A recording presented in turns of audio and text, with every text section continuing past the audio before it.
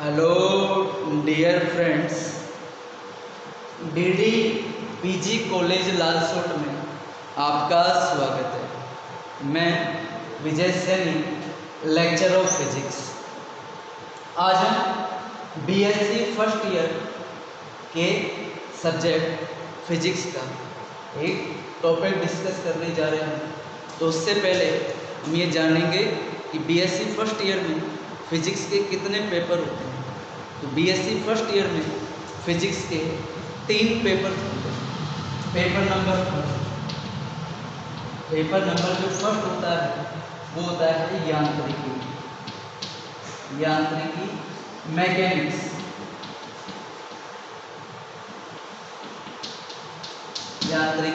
Mechanics. Paper number जो second होता है, पेपर नंबर वो होता है विद्युत चुंबकत्व।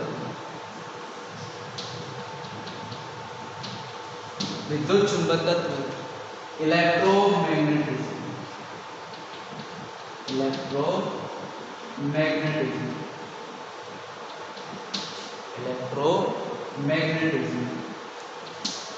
पेपर नंबर जो 3 होता है, थर्ड पेपर होता है, पेपर नंबर 3 वो होता है प्रकाश, ऑप्टिक्स।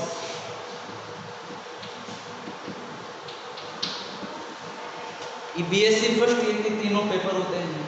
फर्स्ट पेपर होता है मैकेनिक्स यांत्रिकी, पेपर नंबर सेकंड होता है विद्युत चुंबकत्व इलेक्ट्रोमैग्नेटिज्म, पेपर नंबर थर्ड होता है ऑप्टिक्स प्रकाशिकी। क्लियर? तो हम आज फर्स्ट पेपर मैकेनिक्स यांत्रिकी का एक महत्वपूर्ण टॉपिक डिस्कस करने जा रहे हैं, द्रव्यमान केंद्र। तो देखो इधर,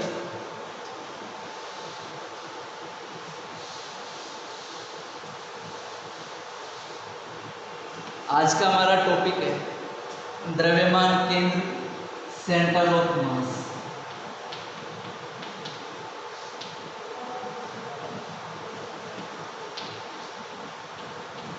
द्रव्यमान केंद्र, सेंटर ऑफ मास। द्रव्यमान केंद्र, सेंटर ऑफ मास। तो सबसे पहले कि द्रव्यमान केंद्र होता क्या है। देख, जैसे कोई पिंड है, ये कोई पिंड है, इस पिंड का द्रव्यमान कैपिटल है। तो जो कैपिटल है द्रव्यमान है, अब ये पिंड है वो कई सारे कणों से मिलकर बना हुआ है। इसमें बहुत सारे कण होते हैं और प्रत्येक कण का द्रव्यमान होता है। प्रत्येक कण का क्या होता है? द्रव्यमान होता है। तो सभी कणों के द्रव्यमानों का जो योग होता है, माना पहले कण का जो द्रव्यमान है वो m1 है, किसी दूसरे कण का द्रव्यमान है वो m2 है, किसी तीसरे कण का द्रव्यमान m3 है। ऐसे कई सारे, माना कितने कण हैं? n कण। तो इन सभी कणों के द्रव्यमानों का जो योग होगा वो इस पिंड के द्रव्यमान के बराबर होगा। क्लियर है? अब देखिए, इस पिंड का कंप्लीट द्रव्यमान है कैपिटल है, जो पूरा द्रव्यमान है वो कैपिटल है। इस पिंड में एक निश्चित बिंदु होता है, एक ऐसा बिंदु होता है जिस पर हम पूरे पिंड के द्रव्यमान को केंद्रित मान सकते हैं। हम ये मान सकते हैं कि इसी बिंदु पर पूरे पिंड का द्रव्यमान केंद्रित है। यही बिंदु कहलाता है द्रव्यमान केंद्र। अर्थात किसी निकाय या पिंड में स्थित वह बिंदु जिस पर संपूर्ण पिंड के द्रव्यमान को केंद्रित माना जा सकता है, क्या कहलाता है? द्रव्यमान केंद्र कहलाता है। यहाँ तक क्लियर? अब देखिए, जो द्रव्यमान केंद्र होता है, सेंटर ऑफ मास होता है, वो पिंड के अंदर भी हो सकता है और पिंड के बाहर भी हो सकता है। जैसे मैं अगर एग्जाम्पल लूँ, मैंने चक्ति ली, चक्ति एक वलय ली है, चक्ति और वलय, इन दोनों में अंतर ये होता है कि चक्ति पूरी तरीके से भरी हुई होती है, यानी कि इसके पूरे भाग में पदार्थ उपस्थित होता है, जबकि वलय की केवल परिधि पर ही पदार्थ होता है। वलय के अंदर कोई पदार्थ नहीं होता, ये अंदर से खोखली होती है। चलिए, इसका कोई केंद्र होगा, बिंदु होगा। इसका केंद्र होगा O। क्लियर? देखो, जो चक्ति का केंद्र होता है वहीं पूरी चक्ति के द्रव्यमान को केंद्रित माना जाता है। जो इसका जो केंद्र बिंदु होगा वही कहलाएगा द्रव्यमान केंद्र, सेंटर ऑफ मास। क्लियर? जबकि वलय का जो केंद्र होता है वही उसका सेंटर ऑफ मास होता है, द्रव्यमान केंद्र होता है। तो देखिए, चक्ति में जो द्रव्यमान केंद्र है वो पिंड के अंदर ही है, जबकि जो वलय है वलय में द्रव्यमान केंद्र पिंड के बाहर है, क्योंकि पिंड का जो पदार्थ है वो केवल परिधि पर है, अंदर कोई पदार्थ उपस्थित नहीं है। यहाँ तक सबको क्लियर है? इसके बाद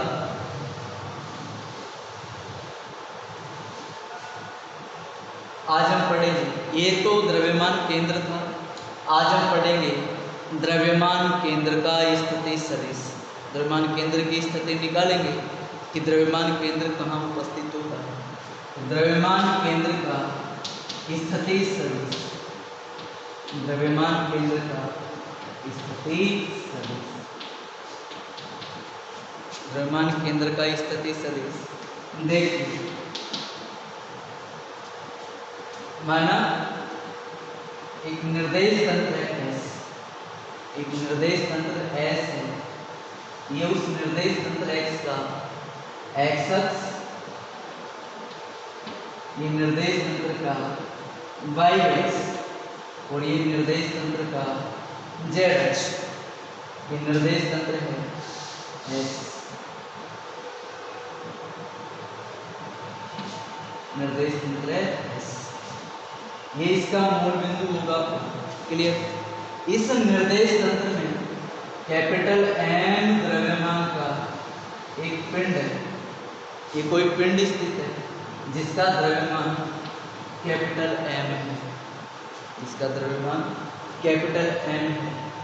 इस पिंड के बिंदु A पर, कोई बिंदु A है जिस पर इसका द्रव्यमान केंद्र सेंटर ऑफ मास है, यानी कि पूरे के पूरे पिंड का जो द्रव्यमान है वो बिंदु A पर केंद्रित है। क्लियर? माना इस बिंदु A का मूल बिंदु O के सापेक्ष स्थिति सदिश RCM वेक्टर है। क्या है? RCM वेक्टर, RCM वेक्टर है द्रव्यमान केंद्र। तथा बिंदु B पर, ये कोई बिंदु है B, इस बिंदु B पर MI द्रव्यमान का आयवा कण है। कौन सा कण है ये? कोई आयवा कण है, ये कोई आयवा कण है। क्लियर? इस आयवे कण का बिंदु O के सापेक्ष स्थिति सदिश ये है RI वेक्टर, ये है RI वेक्टर। क्लियर? तथा जो आयवा कण है उसका द्रव्यमान केंद्र के सापेक्ष, इस द्रव्यमान केंद्र के सापेक्ष जो स्थिति सदिश है वो है RCI वेक्टर। C डिनोट कर रहा है, I डिनोट कर रहा है कि आयवे कण का स्थिति सदिश है, किसके सापेक्ष? द्रव्यमान केंद्र के सापेक्ष, द्रव्यमान केंद्र के सापेक्ष। क्लियर? अब देखो, इसमें एक त्रिभुज बन रहा है OAB। इस त्रिभुज में तीनों सदिश है। पहला सदिश है सदिश OA, दूसरा सदिश है सदिश AB, तीसरा सदिश विपरीत क्रम में जा रहा है, जो कौन सा सदिश है? सदिश OB। यानी देखो, जो सदिश OA और AB है ये क्रमागत रूप में इसी त्रिभुज की दो भुजाओं को व्यक्त कर रहे हैं, जबकि तीसरी भुजा त्रिभुज की विपरीत क्रम में है, वो तीसरी भुजा विपरीत क्रम में है वेक्टर OB। क्लियर? तो सदिशों के योग का त्रिभुज नियम कहता है कि यदि कोई दो सदिश किसी त्रिभुज की दो क्रमागत भुजाओं को व्यक्त करे तो तीसरा सदिश विपरीत क्रम में उनके परिणामी योग को व्यक्त करता है। अर्थात हम लिख सकते हैं, अतः सदिशों के योग के त्रिभुज नियम से, सदिशों के योग के त्रिभुज नियम से ये हो जाएगा OB vector is equal to OA vector plus AB vector. लिख सकते हैं O B vector is equal to O A vector plus A B vector. Clear? मान रख देंगे ओ बी वेक्टर का मान है R I vector, O B vector is equal to सदिश आर आई, और ओ ए वेक्टर है R C M vector, R C M vector plus जो ए बी वेक्टर है हो जाएगा आर सी आई वेक्टर, तो क्या हो जाएगा are C I vector. Clear है? ये इक्वेशन नंबर 1, इक्वेशन नंबर 1। इसके बाद जो इक्वेशन नंबर 1 है इसमें दोनों ओर एम आई जो आयवीय कण का द्रव्यमान है उससे गुणा करने पर, दोनों ओर एम आई से गुणा करने पर, इसको एम आई से गुणा कर देंगे, ये हो जाएगा M I R I vector is equal to M I R C M vector plus ये भी हो जाएगा M I R C I vector. Clear है? इक्वेशन नंबर 2, ये समीकरण नंबर 2। जो समीकरण नंबर 2 लिखी है वो केवल और केवल आयवीय कण के लिए लिखी है। कौन से कण के लिए लिखी है? केवल आयवीय कण के लिए जिसका द्रव्यमान एम आई है। जब जो पिंड है वो कई सारे कणों से मिलकर के बना होगा, कई सारे कणों से मिलकर के बना होगा। माना इस पिंड में एन कण है, कितने कण है? एन कण। माना इस पिंड में एन कण है। क्लियर? तो संपूर्ण पिंड के लिए अगर हम लिखें, संपूर्ण निकाय के लिए अगर हम लिखें तो सभी कणों का क्या कर देंगे? योग कर देंगे, समेशन कर देंगे। तो समेशन किसका करेंगे? इक्वेशन नंबर 2 का। तो पूरे पिंड के लिए हमारे पास इक्वेशन होगी, यहाँ से हम लिख सकते हैं अतः संपूर्ण पिंड के लिए, अतः संपूर्ण पिंड के लिए, संपूर्ण पिंड के लिए हम इसका समेशन कर देंगे, ये हो जाएगा समेशन, क्या हो जाएगा? M I R I vector. Clear? और जो समेशन करेंगे, योग करेंगे, वो आई बराबर 1 यानी पहले कण से लेकर एनवें कण तक कर देंगे। आई बराबर 1 से लेकर एन तक, इधर भी वही समेशन, ये हो जाएगा एम आई और R C M vector, M I R C M vector I बराबर 1 to n। क्लियर? प्लस इसका भी वही समेशन कर देंगे, summation I is equal to 1 to n, ये हो जाएगा एम आई आर सी आई का vector. Clear? Equation number 3, equation number 3 इस संपूर्ण पिंड के लिए आ जाती है। अब देखिए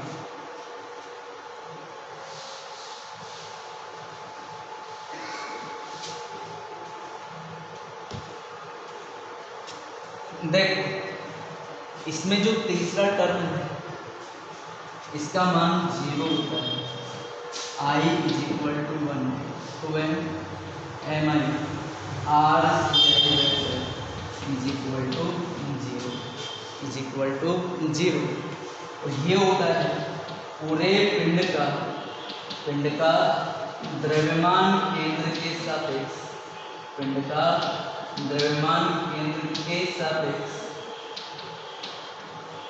द्रव्यमान आघूर्ण, द्रव्यमान आघूर्ण होता है, द्रव्यमान आघूर्ण कहलाता है। देखिए होता क्या है, देखो द्रव्यमान केंद्र के सापेक्ष पहले कण के लिए अगर हम लिखें, पहले कण का स्थितिज सदिश r1 होगा, पहले कण का द्रव्यमान m1 होगा।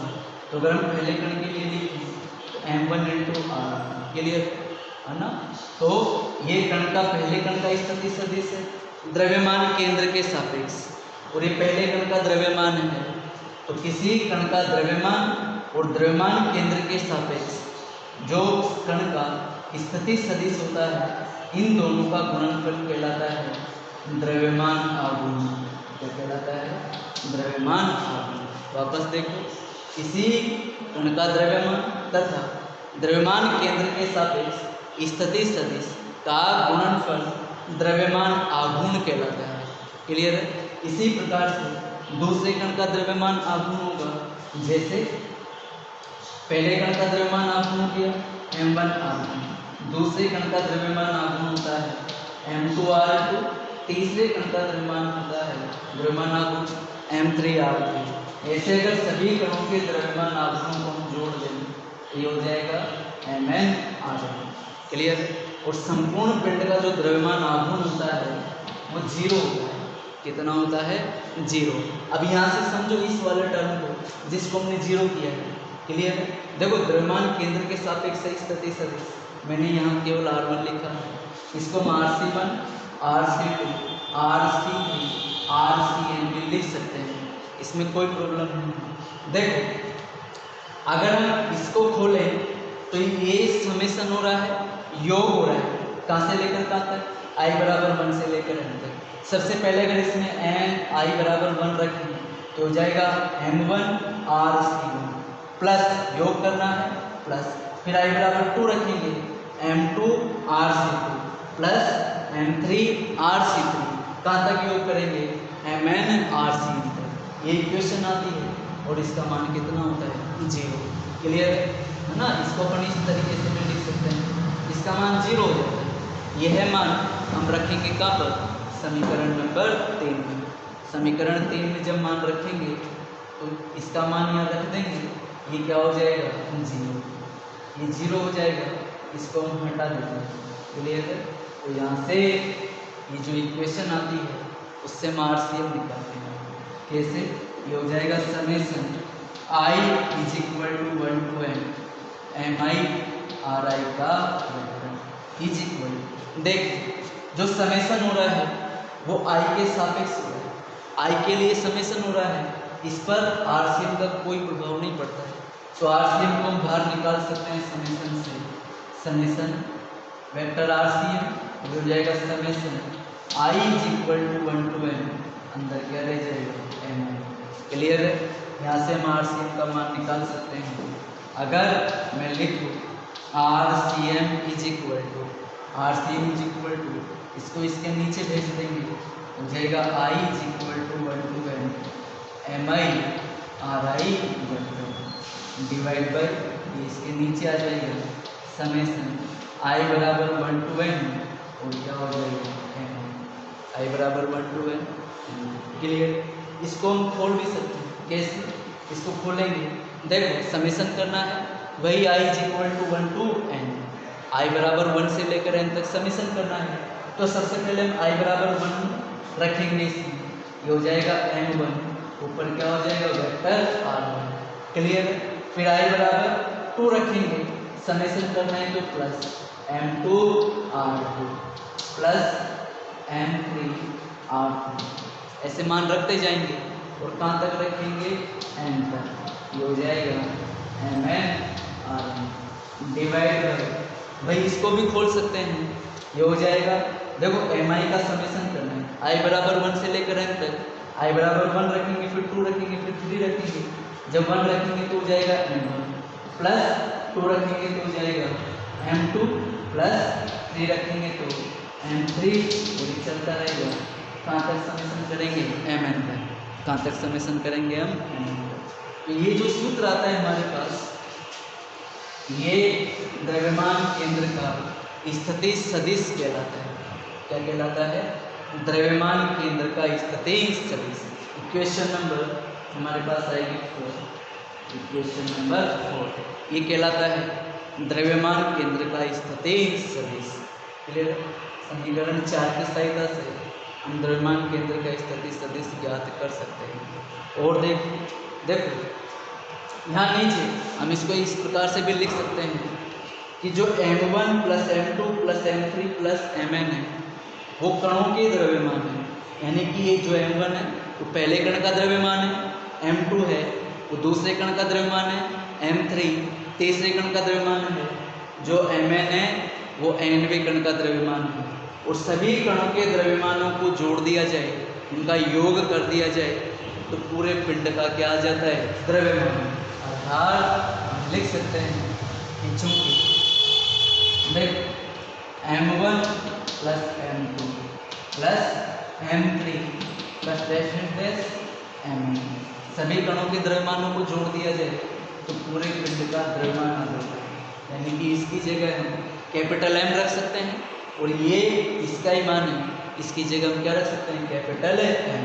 तो यहाँ रख सकते हैं, अतः लिख सकते हैं RC द्रव्यमान केंद्र का स्थिति सदिश इज इक्वल टू, ये हो जाएगा 1 capital M summation I is equal to 1 to M, और ये ऐसे की ऐसे MI RI, ये भी द्रव्यमान केंद्र का होता है। Equation number 5 clear. तो फ्रेंड्स आज हमने द्रव्यमान केंद्र और द्रव्यमान केंद्र का स्थिति सदिश पढ़ा है, क्लियर। अब आज हम इतना ही पढ़ेंगे, बहुत जल्द मिलते हैं अगले वीडियो में, है ना। Thank you for watching my video. हाँ, वीडियो को लाइक और सब्सक्राइब करना ना भूलें।